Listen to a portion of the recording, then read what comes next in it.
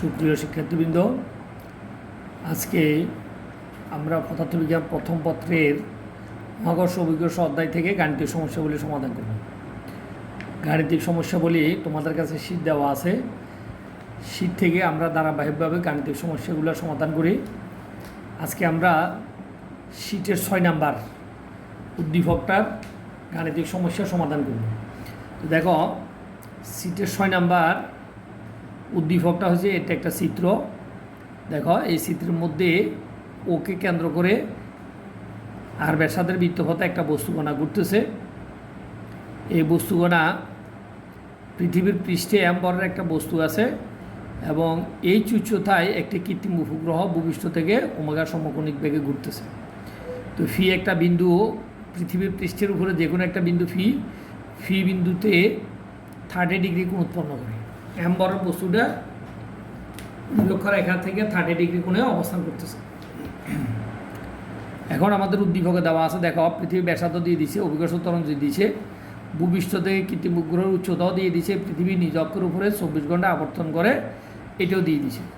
এখন অনেক সময় যদি পৃথিবী নিজ অক্ষের উপরে 24 ঘন্টা আবর্তন করে, এটা যদি দেওয়া নাও থাকে, তারপর আমরা ধরে নেব যে এটা 24 ঘন্টায় একবার কী করবে, আবর্তন করবে।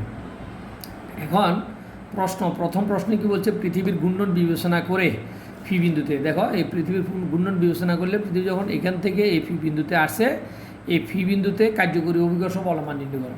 তো আমরা জানি যে কোনো বিন্দুতে কার্যকরী অভিকর্ষ বল হচ্ছে কত, mg। তো এখন ওই বিন্দুতে, অর্থাৎ যেহেতু এটি ল্যামডা অক্ষাংশ আছে, তাহলে ওই বিন্দুতে আমাদের অভিকর্ষ ত্বরণ লাগবে জি ল্যামডা। তো আমরা ধরে নিলাম 6-এর প্রশ্ন,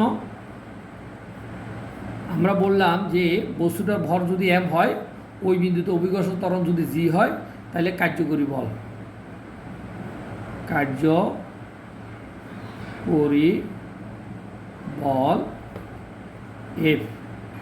এফ সমান আমরা বললাম কত, m জি ল্যামডা, অর্থাৎ ল্যামডা অক্ষাংশে। এটাকে আমরা একটা সমীকরণ দিলাম, 1 নম্বর সমীকরণ। এখন এখানে আমাদের কী কী দেওয়া আছে, দেখো, m সমান দেওয়া আছে, m সমান 1 কেজি দেওয়া আছে, কিন্তু আমাদের জি ল্যামডা লাগবে, জি ল্যামডার মানটা নির্ণয় করতে হবে। তো আমরা জানি যে কোনো অক্ষাংশে অভিকর্ষ ত্বরণ জি ল্যামডা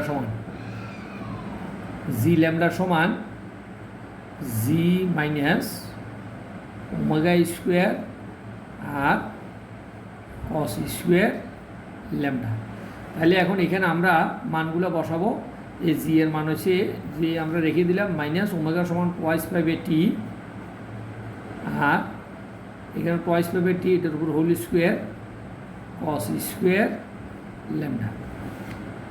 এখন আমরা মান বসাই, জি এর মান 9.8 মাইনাস টোয়াইস পাইয়ের মান আমরা ডিরেক্ট ক্যালকুলেটর থেকে লিখবো।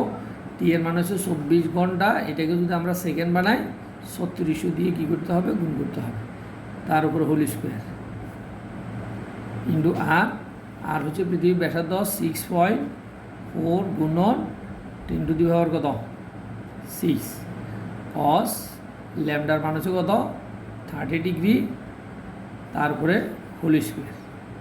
এখন এখানে আমাদেরকে পৃথিবীর ব্যাসার্ধ আর সমান দেওয়া আছে 6.4 গুণন 10⁻⁶ মিটার।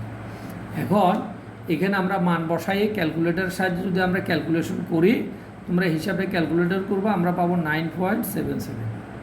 তাহলে এত মিটার পার সেকেন্ড স্কোয়ার হচ্ছে ল্যামডা অক্ষাংশে, অর্থাৎ ফি বিন্দুতে 1 কেজি ভরের উপর অভিকর্ষ ত্বরণ।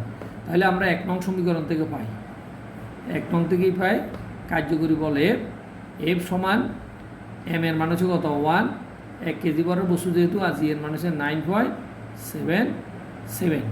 তাহলে আমরা এটা ক্যালকুলেশন করলে যে রেজাল্টটা পাবো, সে রেজাল্টটাও হবে কত, 9.77 এত নিউটন।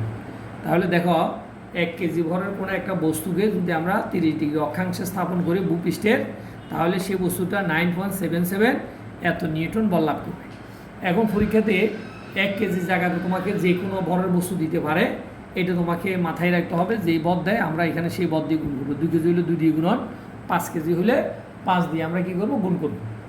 এবার দেখো 2 নম্বর প্রশ্ন। 2 নম্বর প্রশ্ন কী বলছে, ভূপৃষ্ঠ হতে কৃত্রিম উপগ্রহটিকে স্থির বলে মনে হবে কিনা গাণিতিকভাবে ব্যাখ্যা করো।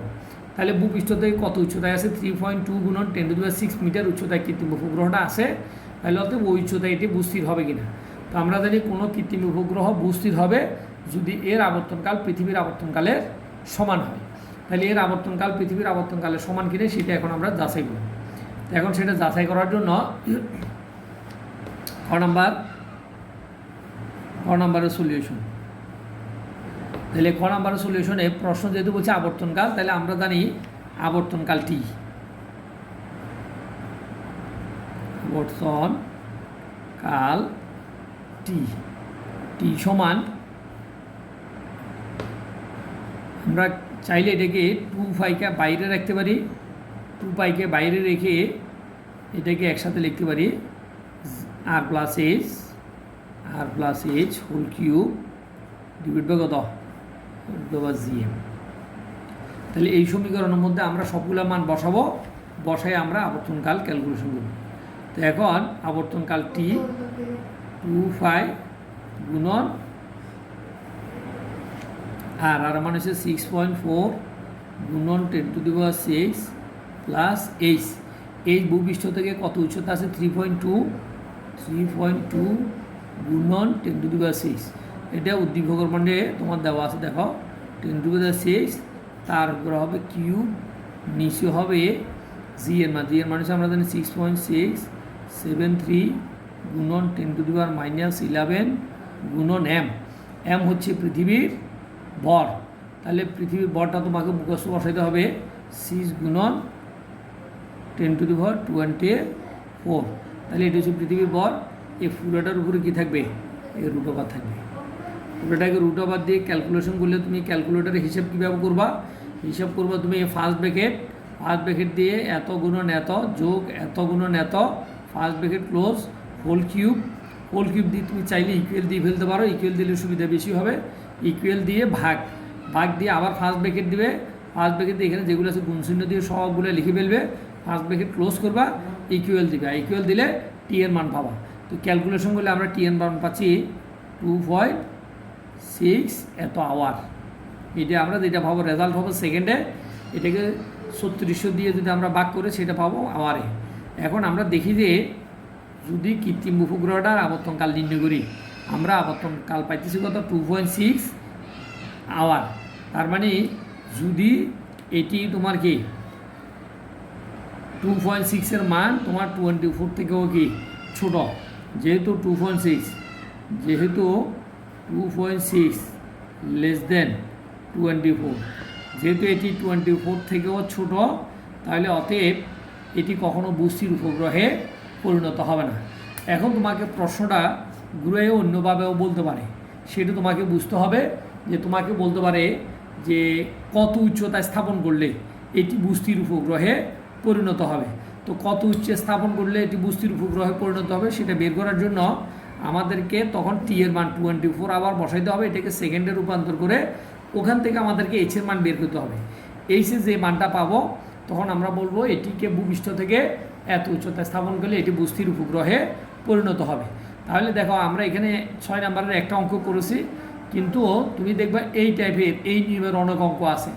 অর্থাৎ যেখানে ভূস্থির উপগ্রহে পরিণত হবে কিনা, হওয়ার জন্য কী ব্যবস্থা নিতে হবে, সকল ক্ষেত্রে আমরা একই সিস্টেম একই নিয়ম ফলো করব। ধন্যবাদ সবাইকে, খোদা হাফেজ।